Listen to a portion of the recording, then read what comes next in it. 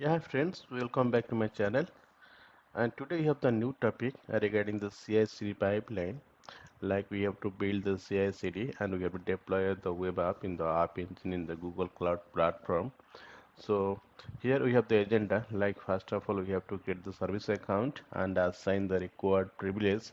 I mean the required roles to the like the service account. Then we have to prepare the source code for the app engine. Like whatever the source code we have to deploy on the app engine. So we have to write the code accordingly. And then we have to come to the next step three. Once the code ready, then we have to deploy some multiple app with a different version. So after that we have to split the traffic, because in the app engine you can deploy the multiple app with a different version. Suppose in case you have the version 1 and you want to change something inside the contents, and after that you want to revise the web app, you can uh, instead of creating the new app, you can revise that app engine. We have to apply the different version of the app engine. Then we have to split the traffic so that gradually the traffic can be changed from the old to new one. Okay, then we can come to the CI/CD to build and deploy the application in the Google App Engine. So here we have to automate the process. So what are the things we are doing in the step 1, step 2, step 3, that is the manual things. Okay. So in order to update and in order to do the automate these things, we have to perform the CI/CD pipeline. So whenever you will change anything inside the source, so that should be updated in our app automatic, okay, without doing any kind of the manual work. Okay, so let me go to the Google Cloud Console. Before going to the Cloud Console, I have the some other things we have to discuss. Like here, if you see, I told you we have to create the IAM role. While creating the IAM role, what are the roles we have to define? Okay, so first of all, we have to get the service account. Once created the service account, these are the roles actually it is required for the user to deploy the application in the Google Cloud Platform. Okay, like we require the App Engine deployer, okay, service account user, object admin, as well as the Cloud Build editor roles for that user. Second, what is source code?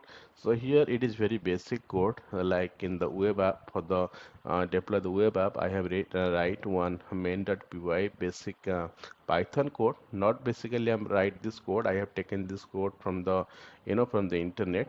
Okay, and second is the app YML. What is app YML? It is basically it contains the info about the app's code, like such as the runtime, the latest version identifier, as well as the service name. Suppose you want to define the service name like the my app or my app 2. If you want to customize the name, also you can change it. And after that, we have the requirement.txt file. Requirement.txt file is nothing. It is like like whatever the dependency things is required for the app engine due to the deployment. So based on the our contents, it require we have to define inside the requirement.txt file. Suppose take an example. You want to execute the Python, like the Python code. Okay, for the Python code, suppose like we require some of the library like the Flask, okay, or any, not only the Flask, any library is required, right?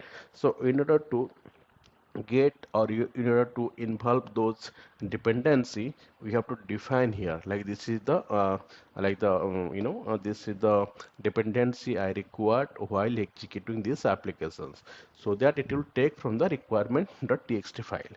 So while doing the demo, there you can see that like whatever dependency I will mention, you can take a look on that. Okay, and once our code ready, then we have to deploy it.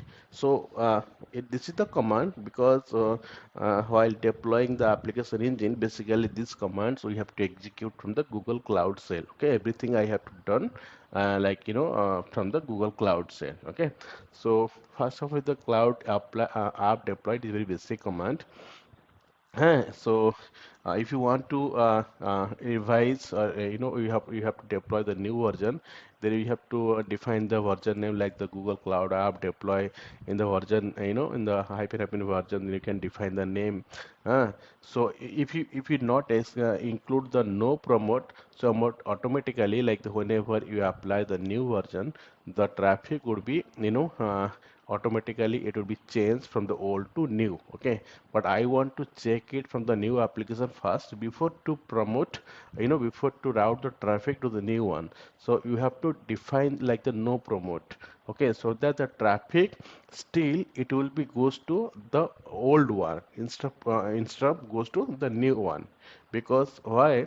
Because suppose the end user, okay, before accessing the end user, I have to check it first whether that application is working for me or not. Okay, if it's not working for me, it means it will be throw the error for the end user. Okay, so before routing the traffic for the end user, so at least we have to check and validate, okay, whether it's working fine or not. Okay, and while deploying or applying the new version, if you don't define the service account, by default it would be apply for the owner of the account. I mean the owner of the, like the, you can say the Google account. Okay, but I want to define what is the service account name. Okay, I have to define it. Instead of using the root user, you can say instead of using the root account, we have to define the customized account. I mean the customized service account. Okay, then like whatever the things I was doing, that was doing from the like the command line to the manual process, right? But I have to do it as a CI/CD pipeline. We have to automate it, right?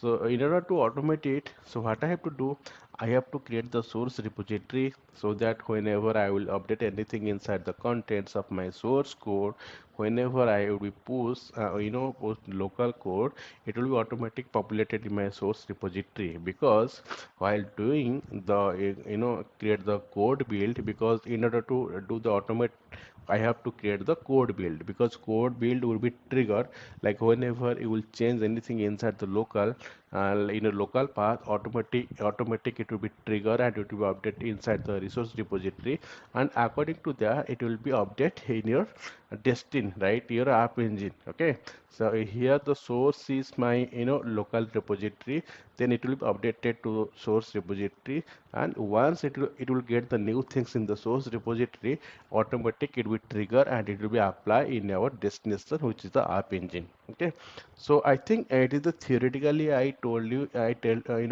explained you like the how we have to achieve it, but basically you have to go to the cloud console, then I can like the perform the demo, so you can easily understand that. Okay, so okay guys, so let's go to the Google Cloud Console, then I can show you how to perform it. Okay, I think the video is little bit lengthy, so what I'll do, I can stop the video here, so I can create the new video for the next session, so we can connect from there. Okay, so thank you guys.